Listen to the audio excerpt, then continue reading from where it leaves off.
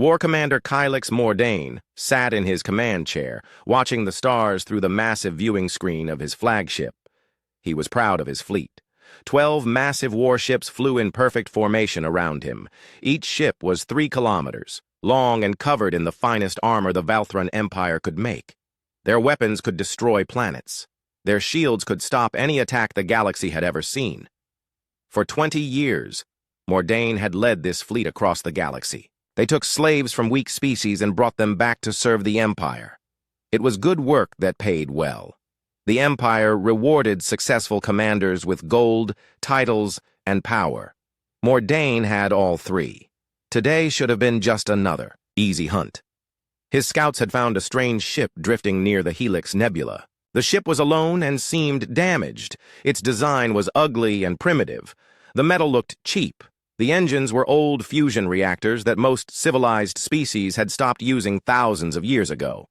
"Commander," said his tactical officer, "the alien ship is still not responding to our signals." Mordain smiled. This was normal. Most primitive species were too scared to talk when they first saw Vilethron warships. Some tried to run. Some tried to fight. All of them failed in the end. "Move closer," Mordain ordered. "Surround the ship. Make sure it cannot escape."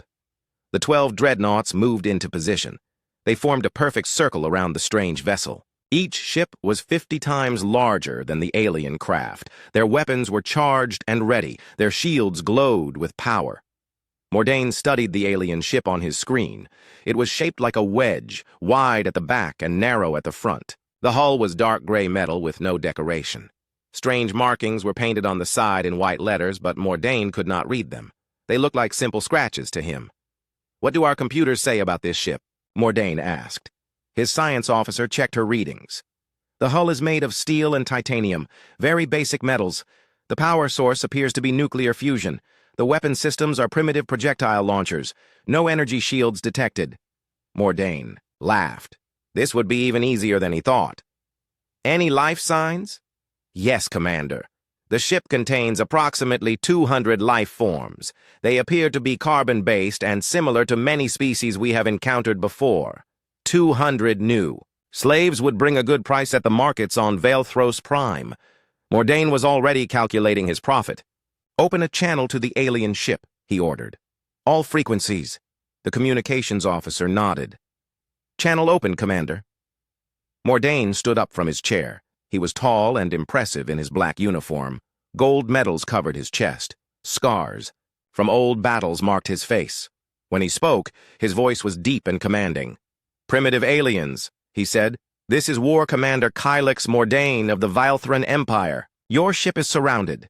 Your weapons are useless against us. Your shields cannot protect you. Surrender now and you will live as slaves. Resist and you will die."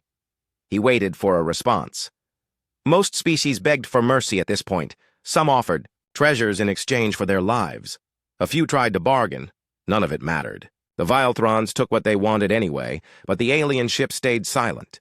No response came through the communication system. No surrender signal was sent. The ship just floated in space, dark and quiet. "Commander," his tactical officer said, "I am detecting some kind of energy buildup in the alien ship. Their power output is increasing." Mordain was not worried. Even if the aliens had hidden weapons, they could not hurt his fleet. Vilethron shields had never been broken by primitive technology. "Are they charging weapons?" he asked. "Unknown, Commander.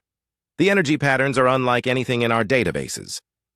This was mildly interesting. Mordain had fought hundreds of different species across the galaxy.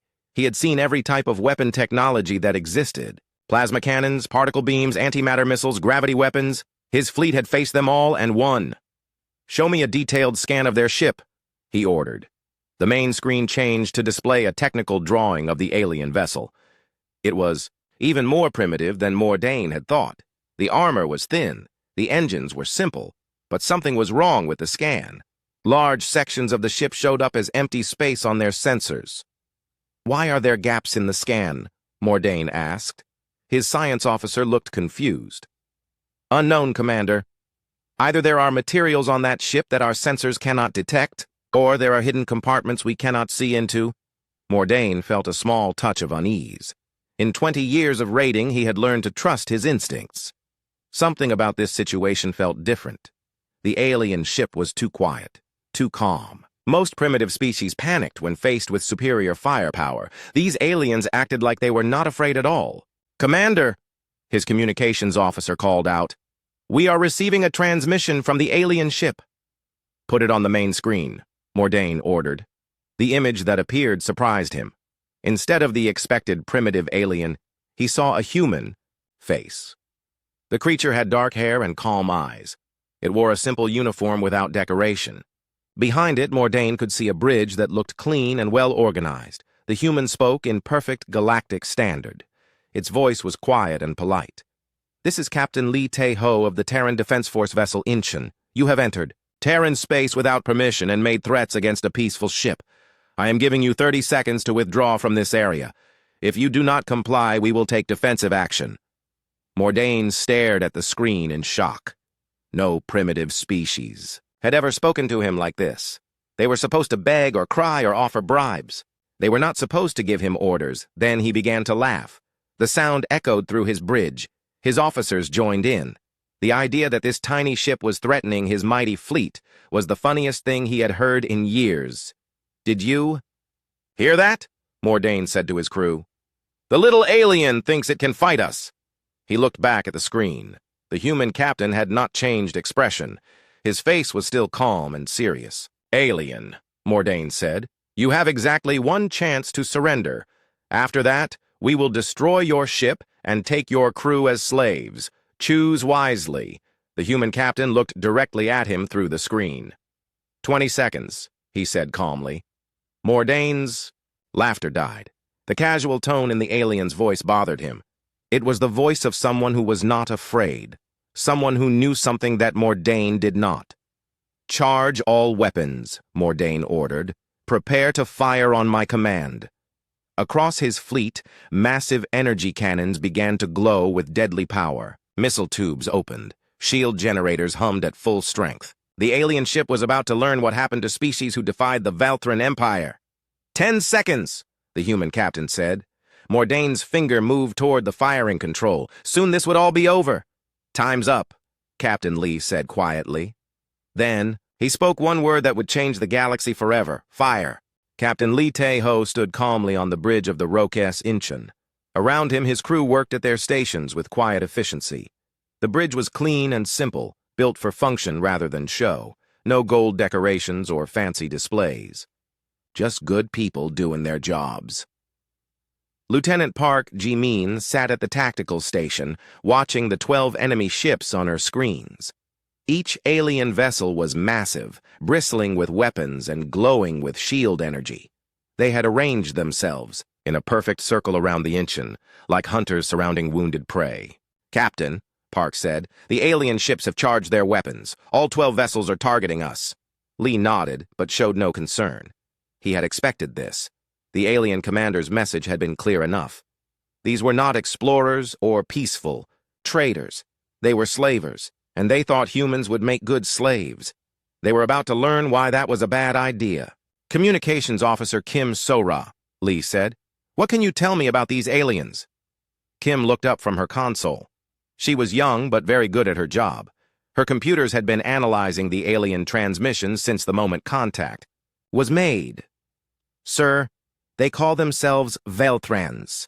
I have been listening to their internal communications. They speak 17 different languages, which suggests they have conquered many other species. Their military structure appears to be based on slavery and conquest." "Any indication of how many species they have enslaved?" Lee asked. "Based on their conversation patterns, at least 43 different species, sir. They discuss slave prices and market values like they are trading cattle." Lee felt anger rise in his chest, but his face remained calm. Humanity had fought slavery on Earth for centuries. They had not come to the stars to find it thriving among alien species. "What about their military capabilities?" he asked. Lieutenant Choi Min-ho looked up from the weapons console. He was older than the others, a veteran of the Mars colony wars. His hands rested easily on the firing controls.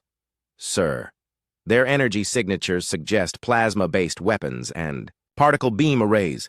Their shields appear to be standard electromagnetic barriers. Hull composition looks like reinforced titanium alloys. In other words, Lee said, 20-year-old technology by our standards. Yes, sir. Maybe older. Engineering Chief Han Soo-jin's voice came through the intercom from the engine room. Captain, all systems are running at optimal efficiency. Fusion. Reactors are stable. Weapon systems are charged and ready. Lee smiled slightly. The aliens thought human technology was primitive because they used fusion reactors instead of exotic matter cores.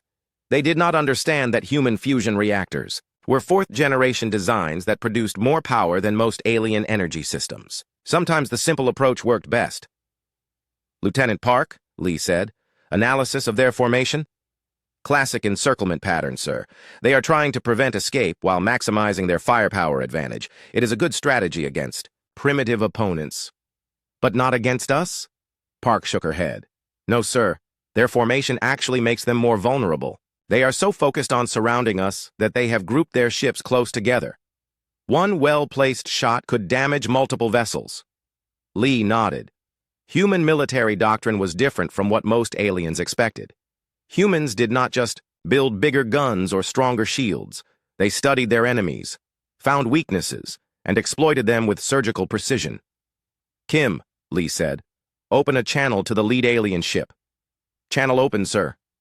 The main screen showed the alien commander. He was tall and impressive, covered in gold medals and battle scars. His uniform was designed to intimidate. His voice was deep and threatening. But Lee was not intimidated. He had served in 3 interstellar wars and commanded ships in combat. For 15 years. He had seen worse things than alien slavers. This is Captain Lee Tae-ho of the Terran Defense Force vessel Incheon, he said calmly. You have entered Terran space without permission and made threats against a peaceful ship. I am giving you 30 seconds to withdraw from this area. If you do not comply, we will take defensive action. The alien commander stared at him through the screen. Then he began to laugh. The sound was loud and mocking. Other aliens on his bridge joined in. Lee waited patiently for the laughter to stop. He understood their reaction. From their perspective, one small ship was threatening 12 massive warships. It seemed impossible. They did not know about human engineering. Sir, Specialist Yoon Da-yoon called from her station. The alien ships are charging weapons. Energy buildup suggests they plan to fire simultaneously. Acknowledged, Lee said. He looked back at the screen where the alien commander was still smiling. 20 seconds, Lee announced. The alien commander's smile faded slightly. Something in Lee's tone seemed to bother him. Lee's voice carried the confidence of a man who knew exactly what he was doing. Choi, Lee said quietly. Bring all weapon systems online. Yes, sir. Around the bridge, new displays activated. The Incheon's true capabilities began to show themselves. Hidden weapon ports opened along the hull. Armor plates shifted to reveal gun barrels that had been invisible to alien sensors. The ship's fusion reactors increased power output to levels that should have been impossible. Sir, Park reported, all weapons are online and ready to fire. Target priorities? I recommend we start with their command ship and work our way out. Maximum psychological impact. Lee considered this. Human military doctrine emphasized that sometimes winning a battle was less important than winning the war that followed. Fear could be a more effective weapon than guns. But these aliens were slavers. They had enslaved 43 different species. They planned to enslave humans too. Fear would not be enough. New plan, Lee said. We are going to send a message that the entire galaxy will remember. Target all 12 ships simultaneously. Park's eyes widened. Sir, that would require computing power beyond anything most species possess. Good thing we are not most species, Lee replied. Da-un, activate the tactical AI system. Yoon Da-un's fingers flew across her console. Tactical AI is online. Sir, all enemy vessels are targeted and locked. The alien commander was speaking again, making more threats about slavery and death.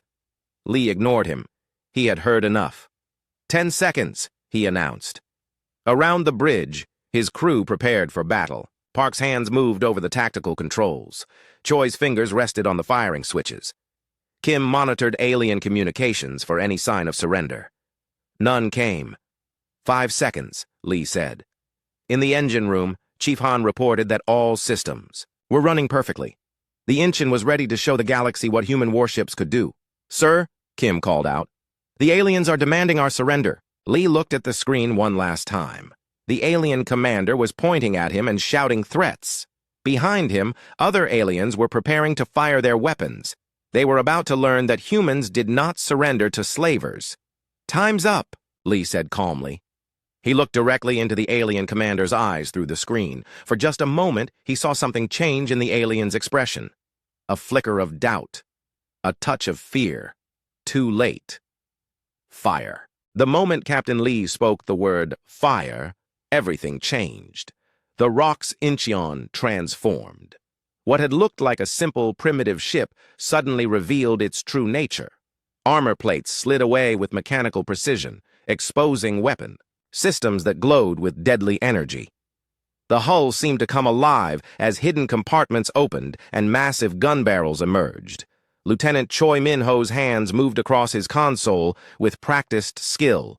Each button press activated weapons that the alien sensors had never detected. The Vilethtrons had been wrong about human technology. Very wrong. Kinetic penetrators armed and ready, Choi reported calmly. These were not the primitive projectile weapons the aliens expected. Human kinetic weapons fired solid tungsten rods using magnetic acceleration. The projectiles traveled at a significant fraction of light speed. No known shield in the galaxy could stop them. "Plasma lance batteries charged and targeting," called Specialist Yoon Da-yoon from her station. The plasma lances were humanity's answer to energy weapons. Instead of the wide, unfocused beams most aliens used, human plasma weapons focused their energy into needle-thin streams that could cut through any armor. "Mag cannons online and ready to fire," Park Ji-min added. The magnetic acceleration guns were perhaps the most feared weapons in the human arsenal.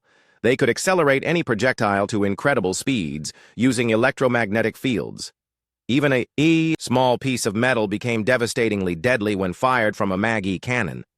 But the weapon that made alien military experts wake up in cold sweats was something else entirely. "Sir," Engineering Chief Han Soo-jin's voice came through the intercom. "Project Mjolnir is ready for activation." Captain Lee nodded grimly. Project Mjolnir was humanity's ultimate kinetic weapon. It used gravity field manipulation to accelerate projectiles far beyond what even mag cannons could achieve. The tungsten rods it fired moved so fast that they punched through targets like they were made of paper. "Fire all weapons," Lee ordered. What happened next took less than 3 seconds, but those 3 seconds changed galactic history forever. The first Vilethron dreadnought to die was the one closest to the Incheon's starboard side. A tungsten rod from Project Mjolnir hit it dead center. The projectile was only 2 meters long and half a meter wide, but it was traveling at nearly 20% of light speed. The Vilethron ship's shields tried to stop it. The electromagnetic barriers flared bright blue as they absorbed the incoming energy. For a split second, it looked like the shields might hold. Then the tungsten rod passed through the shield like it was not there at all. The kinetic energy was simply too great for any defensive system to handle. The rod punched through the dreadnought's 3-meter-thick armor plating without slowing down. It tore through deck after deck, destroying everything in its path. Crew, quarters, weapons systems, the ship's reactor core. Everything was obliterated by the unstoppable projectile. The rod exited through the back of the ship and continued into space, still glowing white-hot from the impact. Behind it, the massive Terran Warship simply came apart. The kinetic energy transfer had been so violent that the entire 3-kilometer vessel broke into pieces. Explosions rippled along its length as internal systems failed. In seconds, what had been the pride of an alien fleet became floating debris. But that was just the beginning. The second dreadnought fell to a plasma lance strike. The focused energy beam cut through its hull like a sword through cloth. The ship split in half, its 2 sections spinning away from each other in different directions. The third ship tried to return fire, but Mag-E cannon rounds tore its weapon systems apart before it could shoot. Tungsten slugs moving at incredible speed destroyed gun turrets, missile launchers, and shield generators with surgical precision. On the bridge of his flagship, War Commander Kylix Mordain watched in horror as his supposedly invincible fleet was systematically destroyed. In 20 seconds of combat, he had lost 3 ships. The human vessel had not even been damaged. All ships, concentrate fire on the alien vessel, he screamed into his communicator. The remaining 9 dreadnoughts opened fire simultaneously. Plasma beams, particle cannons, and antimatter missiles streaked toward the Incheon from every direction. The human ship's response was almost casual. Point defense lasers, invisible until they fired, reached out and destroyed every incoming missile before they could detonate. Energy shields that had been completely hidden from alien sensors suddenly blazed to life, deflecting plasma beams and particle streams like they were nothing more than flashlight beams. "Sir," Lieutenant Park reported. From her tactical station, "Enemy weapons are having no effect. Our shields are holding at 97%. Captain Lee was not surprised. Human shield technology was based on principles that most alien species had never discovered. Instead of simple electromagnetic barriers, human shields used layered energy fields that could adapt to different types of attacks. "Continue firing," Lee ordered calmly. The 4th Vilethron ship died when a kinetic penetrator hit its engine section. The tungsten rod tore through the fusion reactors, causing a chain reaction that consumed the entire back half of the vessel. The 5th ship lasted slightly longer. Its captain tried to maneuver out of the line of fire, but human targeting computers were too fast. A plasma lance caught it in the center section, cutting through its hull like butter. Ships 6 and 7 fell to mag cannon fire. The high-velocity rounds punched through their armor and destroyed critical systems. Both vessels lost power and began drifting helplessly in space. Engineering Chief Han's voice came through the intercom again. "Captain, all weapons are performing within normal parameters. No system stress detected." That was perhaps the most terrifying thing of all from the aliens' perspective. The humans were destroying an entire fleet, and their weapons were not even working hard. Ship 8 tried to retreat, but the Incheon's engines were faster than anything the Vilthrons had. The human vessel caught up easily and disabled the fleeing dreadnought with a precise plasma lance strike to its engine room. Ship 9 managed to get off a desperate communication to the rest of the Vilethron Empire before a kinetic penetrator ended its transmission permanently. Ship 10 fell to a combination attack. Mag cannon rounds destroyed its shields, while plasma lances cut through its hull. The ship broke apart under the coordinated assault. Ship 11, realizing that resistance was hopeless, tried to surrender. Its captain broadcast a white flag signal on all frequencies. Captain Lee considered the surrender for exactly 1 second. "Negative," he said quietly. "These are slavers. They have enslaved 43 different species. Finish it." A tungsten rod from Project Mjolnir ended Ship 11's existence. That left only War Commander Mordane's flagship. The massive command vessel hung in space, surrounded by the wreckage of its fleet. Bodies and debris floated in all directions. What had been 12 proud warships was now nothing but scrap metal and memories. On his bridge, Mordane stared at the human ship in complete shock. The alien vessel looked exactly the same as it had before the battle. No damage, no stress marks, no sign that it had just single-handedly destroyed 11 dreadnoughts. "Sir!" his tactical officer whispered. "What are your orders?" Mordane could not answer. In 20 years of conquest across the galaxy, he had never seen anything like this. No species had ever possessed such devastating weapons. No ship had ever been so completely superior to his fleet. Captain Lee's face appeared on the main screen. The human looked as calm as he had at the beginning of the battle. "Vilethron, Commander," Lee said politely. "You are the last ship remaining. I am offering you one chance to surrender. You will be treated according to galactic conventions for prisoners of war." Mordane found his voice. "What? What are you?" Lee's expression did not change. "We are humans, and we do not tolerate slavers." On the Incheon's bridge, Lieutenant Choi had all weapons trained on the alien flagship. One word from Captain Lee would finish what they had started. But Lee was thinking about more than just this battle. He was thinking about the message this would send to the galaxy. Humanity had just announced its presence to the stars. It was important that the announcement be clear and unmistakable. "Surrender or be destroyed," Lee said calmly. "You have 10 seconds to decide." War Commander Kylix Mordane stared at the human captain on his screen. Around his bridge, his officers waited in silence. Outside, The wreckage of 11 dreadnoughts floated in space like a graveyard of Vilethron pride. "I surrender," Mordain said quietly.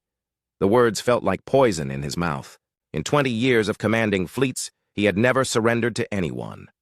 But he had also never faced an enemy like this. Captain Lee nodded. "Power down all weapons and prepare to be boarded." Boarded? Mordain's tactical officer looked confused. "Sir, they only have one ship. How can they board us?" That was when they learned that humans always had backup plans. The space around the Incheon began to shimmer. Reality seemed to bend and twist. Then, with flashes of brilliant light, 2 more. Ships appeared out of nowhere. They were identical to the first human vessel.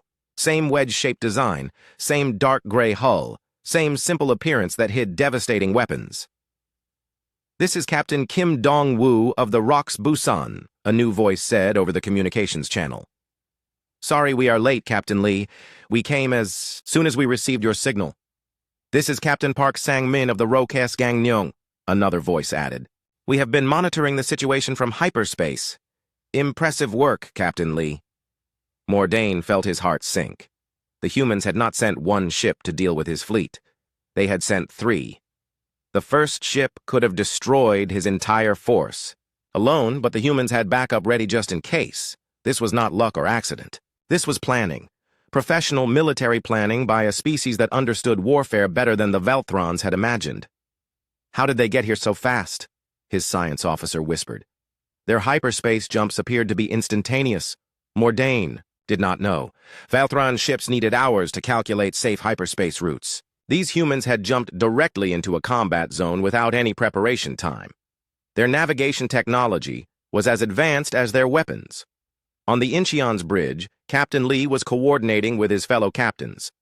"Kim, Park, take positions around the alien flagship. Standard boarding formation." "Understood," Captain Kim replied. The Busan moved to the port side of Mordain's ship, while the Gangneung took the starboard position. Lieutenant Park Ji-min looked up from her tactical station. "Sir, should we prepare boarding parties?" "Not yet," Lee replied. "First, we need to have a conversation with our new prisoners." He activated the communication channel to Mordain's ship. "Vilethron, Commander, I want you to understand something. We could have destroyed your flagship along with the rest of your fleet. We chose not to because we believe even slavers deserve a chance to change." Mordain said nothing. What could he say? "You are going to carry a message back to your empire," Lee continued. "You are going to tell them exactly what happened here today. Every detail, every weapon we used, every ship we destroyed." "Why?" Mordain asked. "Why would you want us to report on your capabilities?" Captain Lee's expression was serious. "Because we want every species in this galaxy to understand something very important. We are not conquerors. We are not slavers. We are defenders." Communications. Officer Kim So-ra's voice came through the intercom. "Sir, I am detecting multiple incoming transmissions. Other alien ships appear to be monitoring this battle." "Expected," Lee replied. "How many species are watching?" "At least 12 different. Transmission signatures, sir. Possibly more." Lee nodded. This was exactly what he had hoped for. Word of this battle would spread across the galaxy within days. Every species would know that humans had arrived, and they would know what humans were capable of. "Vilethron, Commander," Lee said. "What is your name?" "War Commander Kylix Mordain," came the reluctant reply. "Commander Mordain, how many species has your empire enslaved?" Silence from the alien ship. "I already know the answer," Lee continued. 43 different species. Billions of sentient beings forced into slavery to serve your empire. More. Silence. "That ends today," Lee said firmly. "You are going to return to your empire and deliver this message. Any Vilethran ship found engaging in slavery will be destroyed. Any Vilethran world that continues to hold slaves will face the consequences. The age of your empire's expansion is over." Engineering Chief Han Soo-jin's voice came through the intercom from the Incheon's engine room. "Captain, we are detecting energy signatures from several other human ships. It appears the rest of Task Force 7 is arriving." Through the bridge's viewing screen, Lee watched as more ships emerged from hyperspace.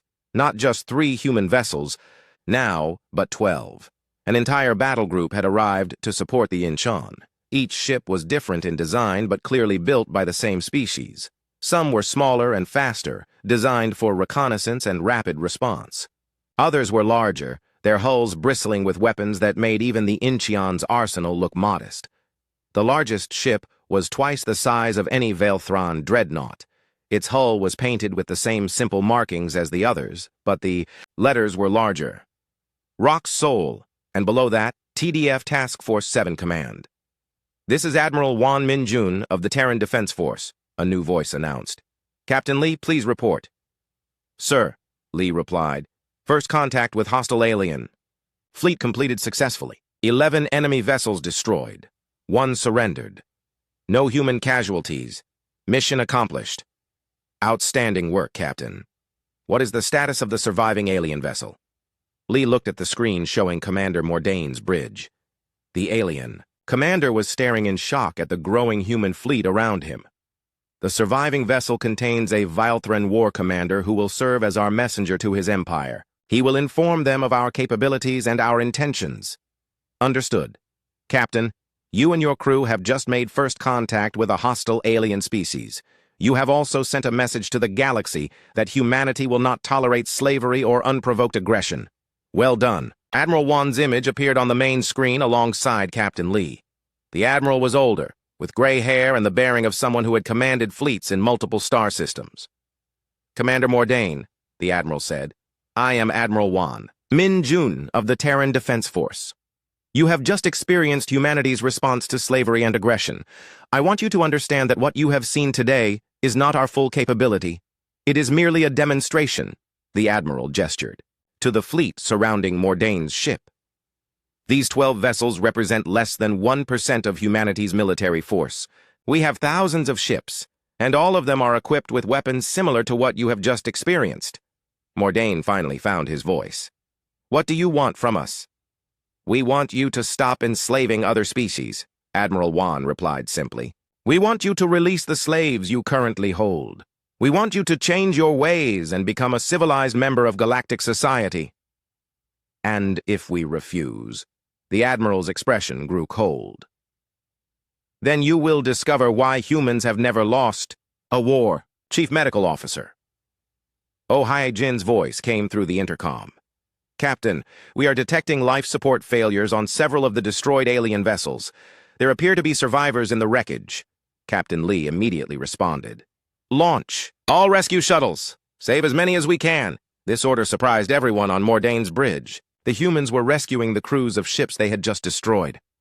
"Sir," Mordain's tactical officer whispered, "they are saving our people." Mordain watched through his ship's sensors as small human rescue craft moved among the wreckage, pulling alien survivors from damaged vessels. The humans worked quickly and efficiently, treating injured Vilethrons with the same care they would give their own wounded. "Why are you doing this?" Mordain asked. Captain Lee looked directly at him through the screen. "Because that is who we are. We will fight slavers and destroyers without mercy, but we will also save lives whenever we can, even the lives of our enemies." For the first time since the battle began, War Commander Kylix Mordain began to understand that he was dealing with a species unlike any he had encountered before. These humans were warriors who showed mercy, conquerors who chose not to conquer, destroyers who saved lives, and they had just announced their presence to the galaxy in a way that no species would ever forget. 6 hours after the battle ended, War Commander Kylix Mordain sat in the medical bay of the human ship Rox Incheon. His left arm was in a cast, and bandages covered several cuts on his face from when his bridge had shaken under the impact of human weapons. But he was alive. More surprisingly, he was being treated with respect and medical care by the same species that had destroyed his fleet. Dr. Oh Hae-jin, the human medical officer, was checking his bandages. She was gentle and professional, treating him like any other patient rather than a defeated enemy. "The bone will heal completely in about 6 weeks," she said in perfect galactic standard. "The cuts are minor and should not scar." "Why are you helping me?" Mordain asked. "I came here to enslave your people." Dr. O paused in her work. "Because you are injured and need medical care. What you intended to do does not change what you need now."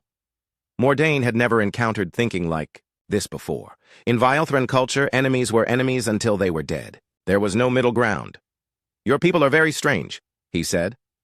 Dr. O smiled. We prefer to think of ourselves as practical. Hatred takes too much energy. Healing helps everyone.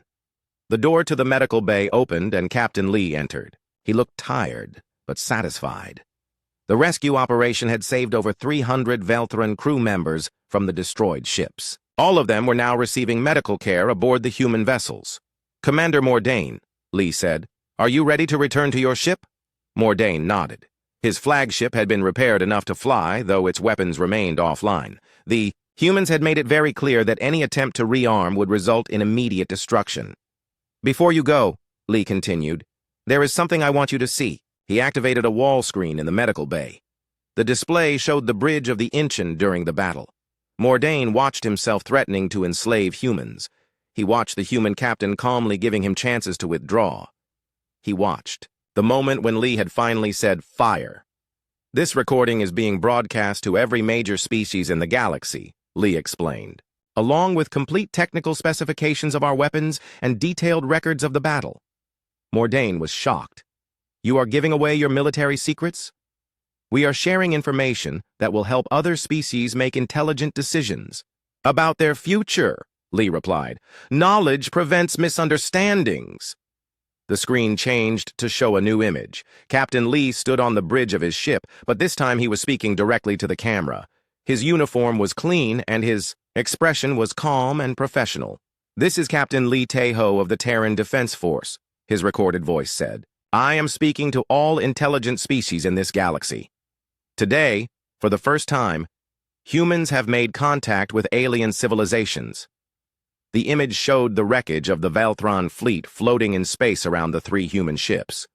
We did not want this first contact to involve violence, Lee continued, but we encountered a species that practices slavery and threatens peaceful ships. We could not allow this to continue. The screen showed rescue shuttles pulling survivors from the destroyed vessels. We want all species to understand 2 things about humanity. First, we will not tolerate slavery, aggression against peaceful vessels, or threats to innocent life. We have spent our entire history fighting for freedom, and we are very good at it. The image changed to show human medical officers treating wounded aliens with the same care they would give their own people. Second, we believe that all intelligent life has value. Even our enemies deserve medical care and a chance to change their ways. We did not come to the stars to conquer or destroy.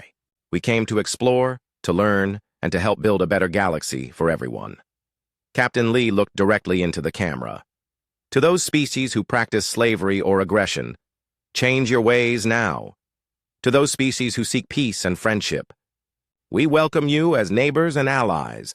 To those species who are enslaved by others, help is coming. The recording ended. Mordain sat in silence, trying to process what he had just seen. How many species have received this message?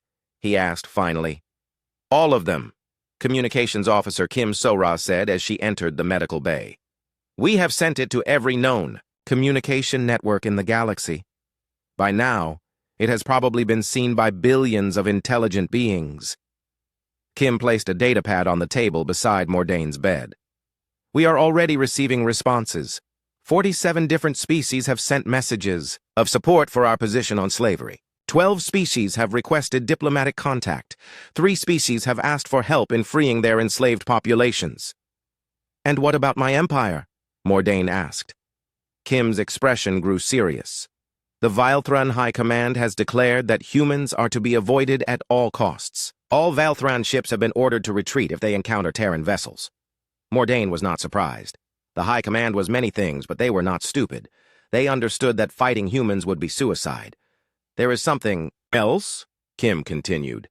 The Galactic Council has requested an emergency meeting to discuss humanity's entry into galactic civilization. This was bigger news than Mordain had expected. The Galactic Council was a loose alliance of the most powerful species in the galaxy. They made decisions about trade, territorial disputes, and major threats to galactic peace. If the Council wanted to meet with humans, it meant humanity was being recognized as a major power. When will this meeting take place? Lee asked. 3 months from now, on the neutral station at Kepler Prime, Kim replied. They have invited you to attend as humanity's representative. Lee nodded thoughtfully. What about the enslaved species we mentioned in our message? Already happening, sir. Admiral Wan has dispatched Task Force 12 to begin liberation operations in the Korath sector. Early reports suggest that several slaveholding species are releasing their captives voluntarily rather than face human intervention. Dr. O finished, checking Mordane's bandages.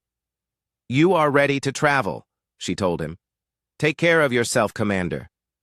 As they prepared to leave the medical bay, Mordane turned to Captain Lee. What happens now? Now you go home, Lee replied. You tell your people exactly what happened here. You tell them that humans are in the galaxy to stay, and that the age of slavery is ending. And if my empire refuses to change? Lee's expression grew hard.